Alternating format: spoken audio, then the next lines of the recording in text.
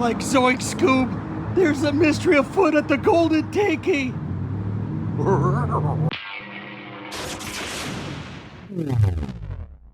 So I made a trip over to the Golden Tiki and the Mystery Machine. Why? Because my friend Jordan is in town, Jordan the Lion. This was awesome. He's doing an amazing vlog with me, the Mystery Machine, at the Golden Tiki here in Chinatown. Is it amazing because I made it or because you're in it? It's amazing because we have the Mystery Machine at the Golden Tiki. Of course it's amazing because I'm in it. Yeah. I mean, I figured that was coming. I love those glasses. I should have worn mine. I'm wearing my regular signature ones. But no, did you have fun at the Golden Tiki? I loved it. How much that you was actually recommend one it? of my favorite places in Vegas I've ever been to. I'm going to put a link at the end of my video so you can go watch Jordan's video of us going to the Golden Tiki. We are stuffed. We're as stuffed as these guys. See these guys holding their bellies? That's because they had all the stuff we just ate. And we're going to hop in the Mystery Machine and go solve a mystery. Get some Scooby snacks on the way. This is Center at the Spring Mountain. Thanks, guys. So this is where the Golden Tiki is. It's over in Chinatown on Spring Mountain, next to one of our favorite Asian places, the Pho Kim Long. When you say it fast, we go, hey, let's go to Pho Kim Long. Anyway, it's delicious. One of my favorite places to eat. Golden Tiki is great, but normally it's too busy to get in at night. You gotta have a reservation. Same guy runs this, has Evil Pie. Awesome place also. Which is down on Fremont Street. Love me. And great Korean barbecue. Everything in this strip center is awesome. So this is where the locals come. And tourists who know come. Tourists like Jordan over there. He knows. People who know. People who, if you know, you know. You know. Nanu nanu. Finally got Gene's painting put up. You guys remember I did that art event like a year ago. Gene Simmons. I was the first person to buy one of his artworks. So Gene Simmons did this, you know, he signed it and everything. And this is a lamp from IKEA. Of course, I had it in another room. It's a touch lamp. You touch it. Ooh, touch me there. And that's how you operate it. And you can actually hold it and it'll dim or get brighter. I was just looking for some kind of snazzy to put here. I'm probably not going to leave that one here. I don't know. It's kind of wobbly. It's sitting on the cord. What's going on here? Anyway, there we go. So I was just trying to think of some kind of a snazzy little lamp to put in here with the chairs. Somebody made a great comment asking me, what is this on the floor? Oh, fell out of my pocket or something. Okay. Okay, I know what this is. This is trash. Okay. Somebody made a great comment asking me if I was going to get a table, a coffee table, and I am. Do you not approve of the chairs? Puka, my kitty, is not happy. He doesn't like this new furniture. Where did he go? He disappeared. Because he's leopard print on my leopard print carpet. He's upset. He's like, where's the couch I used to sleep on? I put your blanket on the chair. He's like, I'm out of here. Forget it. I'm out. I'm not interested. Oh, poor kitty. So anyway, here we're gonna put a rug and I'm gonna get the famous Noguchi glass coffee table. Okay, so some of you already know what that is. Some of you are going, the Noguchi, who? So what you usually see next to the Eames Lounger is this triangular, odd-shaped glass coffee table called the Noguchi. Now it has a 3/4 inch thick sapphire glass top to it, and these interesting legs. It's like a 3-point legs. It was designed in like 1948 by a very interesting sculptor. And even though the coffee table, in my opinion, is probably one of the most famous things he's done, he did a lot of amazing stuff. And if you're into art and architecture, you should find out more about Noguchi. So the people who make the Eames chair, I'll continue to put links in there. I reached out to them. I said, I noticed that you sell a lot of other stuff, and one of the things you have is a replica of the Noguchi table. Now, They're sending it to me for a full review and assembly. It's probably not going to be difficult to assemble, but I'm not a fan of glass coffee tables because so many of them have been broken in my life. But if they have replicated this table as good as these chairs, I don't think that's going to be a problem. Now, when you buy a real Herman Miller made Noguchi table, again, like I said, it's 3/4 of an inch thick glass, beveled edges, and it's a tempered sapphire glass. This is one of the reasons they cost like $2,000-3,000. Very heavy, very thick, and it's not the kind of glass that you're gonna break. I mean, you'd have to whack it with a sledgehammer to break it probably. So it's not gonna just like fall over and break. And it's so heavy that you're not gonna knock it over.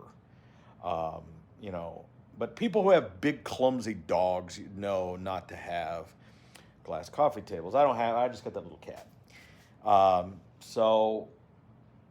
I can't wait to get it, and I will do a proper review of it. And it's kind of cliche to have the Eames Lounger and the Noguchi table together, but I saw it in the comments, and at first I didn't want it, and then I started looking at it. I watched some videos about him, the sculptor, and I thought, you know, it is cliche, but like, I want it. It's gonna be perfect. I'm trying to find the perfect lamp to put here. Probably the lamp that you would normally have would be like the kind that kind of hangs over right here. But I don't want to block this pathway because this is going to be a little walkway. My darling Rachel will be walking right back and forth to get to the couch there. I think she's going to, you know, I think we're going to like the glass coffee table, and I got to find the right rug for it. But I want to get a little bit creative, and I want to try to put a little interesting lighting. And I am looking for a nice side table to put here. But I'm probably not going to go with some of the other ideas I had. I've got a few ideas. I just need something to put a drink on, you know. And I'm working on a few things, a few or floor lamp ideas that I have. I want to play with lighting a little bit more in here. I want to brighten it up a little bit. I want to throw a little bit more color around. It's a little drab. I really got to get a credenza for this TV. Like, I've got that crappy little entry table is what that is over there. The router and the Wii and the Apple TVs. I've been looking for a proper credenza to put there. And, or some kind of bar or something. I don't know. I was going to have my record player stereo system there. Now, I have a Magnavox console system I'm going to be getting rid of. I thought about putting it up here instead of getting rid of it. But once I get my Bang & Olufsen system set up, I want to put that in the other room. It would look beautiful there. Like if I put it there with the speakers, like if I spent more time up here in this room, I would definitely put it here. But my wife spends most of her time in here. She works from home, not completely from home, but she does some work from home. Upstairs behind the drum kit, I think I've showed it before, is her studio. She's a personal trainer. And there's a whole exercise studio up there full of equipment and stuff. There's a whole room up the top of the barn. And you get in through the pantry. It's like Narnia. You go up the pantry, there's a set of stairs that goes up there, and there's a whole room up there, and she does her personal training, virtual training up there. And then she works on her computer laptop doing clerical stuff she works for the YMCA. So she does computer stuff, and she does that on her computer while she likes to watch TV, and she likes to nap. She likes to lay out. She's going to love this couch. So she likes to, at the end of the day, what I'm trying to say is my wife owns the living room. And I don't spend that much time up here with her because I'm going to be honest, I hate the TV shows that she watches. I like to watch YouTube videos about cars and stuff. I like to watch guys like me. I watch, Adam the Woo and Jordan the Lion. And I like to watch all my car friends, Hoovy and Car Wizard and Tavarish and Sam Crack and Rich Rebuilds and that whole family. And I also like to watch technology stuff. I love Technology Connections. I love Tech Moan. I love all my other car guys, the guys over in England, Gary Mavers and Harry's Garage and And that's all I watch. I don't watch television. I've told you before, I don't like to watch television or movies because I don't like, number one, woke ass commercials, and I don't want the infiltration of the PC wokeness in the shows. My wife watches game shows, cooking shows. She likes Survivor. She likes Shark Tank. I like Shark Tank. But the thing is a lot of the shows she watches, I don't like her taste in shows. I can't stand to be in the room with some of them. I do like cooking, but the cooking show competitions, it's just not like they're not teaching you how to cook anything. It's just dumb shit. Like, she watches these cooking shows and you're not really learning the process of how to make these meals. You're just watching this competition, this social construct of these people fighting over some prize to be called the top chef. I'm not interested. And so the bottom line is we just don't watch TV together, except for like Sundays. I like to cook dinner, and then we'll watch a movie or a show or something like that. And the kind of shows that I do like to watch are like I love the whole Breaking Bad series, Better Call Saul. I like shows like The Sopranos. I like Star Trek. I like The Next Generation. I like stuff like that. I would rather watch old shows from the 90s and the 2000s and whatever, everything pre-20 whatever, 15, right? The whole world changed when Bad Orange Man ran for president.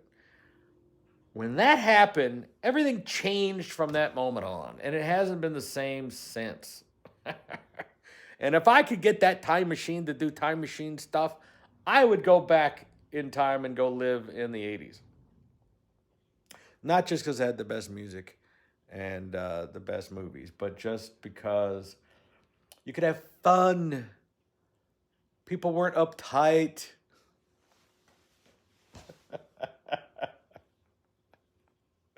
I've become the old man that I used to make fun of. And I love it.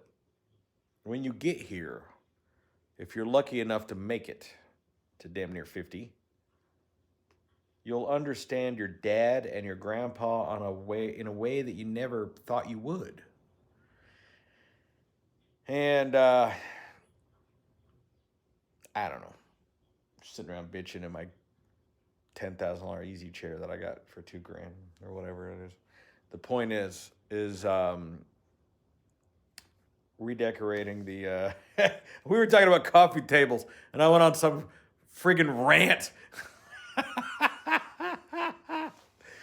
Talking to Jordan today, Jordan the Lion, hanging out with him. He did a whole epic blog with me today. We went out in the Mystery Machine, went to Golden Tiki, went driving around Vegas. His video is going to be great. And we were talking about some things, and I hope he doesn't get mad at me saying this, because we were talking about some things I've talked to him about, and also Adam the Woo and other YouTubers, and it's all about how, well, you guys know that people have come to my house. He goes, Bob, you're crazy. Like, people know where you live. He goes, I Googled your name. Okay, you gave me your address. You can't do that. I'm like, I'm not on your level. You've got, more than double. You've got twice many more subscribers than I do. But the thing about it is, people are crazy. Some of you watching are real dumb. And you would just like come to my house, and it's and he's like, the thing about it is, I'm just chewing on my words right here because I know what I want to say, and I don't want to offend any of my fans. We love our fans. We appreciate that you watch our videos, and we love it, but. All right, I'll give you an example, okay? Like, I have people who meet me and they want to buy my dinner or buy me a drink or whatever. And we both talked about the fact that, like, we don't want that. We don't like that. Because what you're really doing is you're bribing your way into our life. You're like, oh, if I buy this guy, I'm going to pay for his dinner. I'm going to, and I've done this to other people, so I know how it works. But it's like you're bribing your way into somebody's life. And we both agreed, like, yeah, no, I never allow anybody to do that. I don't let anybody buy my drinks, or they can't buy my dinner. I will not do that. I'm not interested, because then you feel like indebted, you know. Like Chef Joey was telling me, he goes, you see that guy over there? That guy owes me $200. And he goes, when you loan somebody some money, you own them forever. Every time you see them until they pay you back, like, you own them. And it's like, I don't want to own anybody. And he's like, yeah, but the point is it's like they are indebted to you, like, forever. And it's like there's people out there who seek out that type of relationship where they go around being helpful and they help you move and they loan you money. And it's like, oh, he's so nice. But at the same time, they're building social debt with you. Now, sometimes that debt's simply repaid in other favors or just liking them. They're buying your love. And I sometimes see through this type of manipulation. So, a lot of times people who meet me or know me, if you don't really know me, you don't know a lot about me, a lot of people don't like me at first. They think I'm kind of gruff or rude or curt, or I'm a dick, whatever word you want to give me. And the people who know me, they love me. I am their friends for life. They know I'll give them the shirt off my back. I'll help them whatever they need, and without asking for anything in return necessarily. But it's not implied. But at the same time, like, if I go out with you and I buy your lunch every time and then you never reciprocate, well, I'm just not going to keep taking you out to lunch. I'm not going to expect you. I'm not saying you owe me. You know what I mean? Like, like every time me and Eric go out, like we're fighting over the bill, We're fighting over who gets to pay for the other guy. And that's a weird dynamic also. But I can't sit there. I'm just like, no, let's just pay for each. I'll pay for mine, you pay for yours. Like, I don't want to keep doing. Like, I remember I pulled up one of these things and somebody at the drive-through, and the lady like gave me my food, and I said, well, how much is the bill? She goes, no, the people ahead of you paid. And I go, why would they pay for my food? They go, oh, it's one of those, pay it forward things, and you can pay for the people behind you. And I go, I can pay for their own. I didn't ask anybody to pay for my meal. Like, I'll pay for my meal. What kind of idiot pays for the people behind? They're like, hey, haven't you heard of the pay it forward? Or how about I just pay for my own dinner? I'm a fan of Ayn Rand. Do you know who that is? Ayn Rand was this woman, immigrant woman, who wrote a book called Atlas Shrugged. And she believed in responsibility of the responsible. She's like, look, the best way to help society is to first help yourself. You know how you're in the plane and they go, adjust your own face mask before helping others. Like, because you can't help anybody if you can't breathe, right? And so here's the super quick version of, your responsibility of having made it, having wealth, whatever you want to call it. Yes, you get your shit together. Now, it doesn't mean you have to be charitable and run around and help out all the less fortunate. But you do in these other little ways. Now, we all know from watching me that I'm not a big fan of these manipulative scammers or these homeless people that they're just because they're liars. But there are other things that you can do to help the world using your money or your influence or your talents. And I encourage you to do that. And I have found that anytime you're feeling down, anytime you're feeling depressed, every time you're feeling sad or inadequate, if you go do something nice and help someone else, it will make you feel better. So the next time you feel like you're not accomplishing anything, like you're not helping anyone, or that like you just feel inadequate, or you feel sad, or you feel like you're not making a difference. What good is it? what's life for? It's all a big nothing, right? Next time that you feel that way, and I'm not saying just go give a homeless person money, but maybe go really do something. It doesn't have to be money at all. It doesn't have to be money at all. Help an old guy put a TV in the back of his truck, right? Help an old lady across the street, right? Feed a cat. You know what I'm saying? Grab a cart that you see. If you're walking through a parking lot, you see a cart, grab the cart, put it in the corral. Some other asshole left it out there. Right? Do you see what I'm saying? These small little things that just kind of help the world a little bit, they really help you. So that's Bob's advice for today. That's all. All right. That's the daily blog. I'll try to keep doing this as much as I can. Go watch Jordan's video. It's awesome. Subscribe to Videobob because I know where you live, bitch.